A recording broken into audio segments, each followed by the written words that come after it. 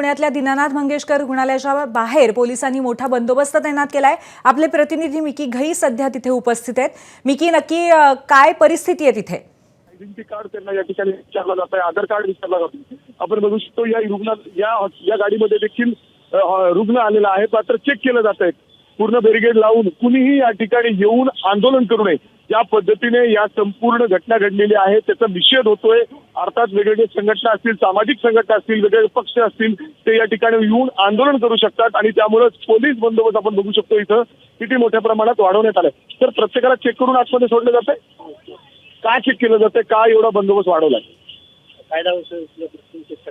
म्हणजे कायदा सुव्यवस्थेचा प्रश्न या ठिकाणी निर्माण होऊ नये यासाठी आपण बघतोय पोलीस बंदोबस्त दीनानाथ मंगेशकर हॉस्पिटलच्या बाहेर तैनात करण्यात आलेला आहे। प्रत्येकाला चेक करून या ठिकाणी आतमध्ये सोडलं जात आहे।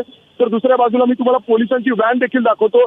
पोलिसांची व्हॅन या ठिकाणी तैनात करण्यात आलेली आहे। कुणी जर या ठिकाणी गर्दी करायचा प्रयत्न केला, आतमध्ये घुसायचा प्रयत्न केला, तरी देखील पोलीस ताब्यात घेऊ शकतात, अशा पद्धतीने व्यवस्था या ठिकाणी लावण्यात आलेली आहे। तर महिला या ठिकाणी गुलाबो गँगनी देखील या ठिकाणी येऊन आंदोलन करण्याचा किंवा आतमध्ये घुसण्याचा इशारा दिलेला आहे आणि त्यामुळे पोलिसांनी या ठिकाणी बंदोबस्त तैनात केलेला आहे।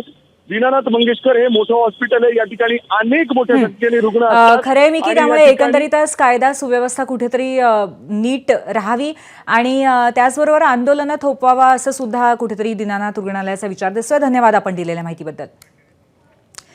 तर दीनानाथ मंगेशकर रुग्णालयाची चौकशी करून कारवाईचे आदेश दिल्याची माहिती आरोग्यमंत्री प्रकाश आंबेडकर यांनी एबीपी माझाशी बोलताना दिली आहे। तसंच गंभीर रुग्णांच्या बाबतीत रुग्णालयांनी घ्यावयाच्या काळजीबाबत नियमावली करणार असल्याचंही आंबेडकरांनी सांगितलं।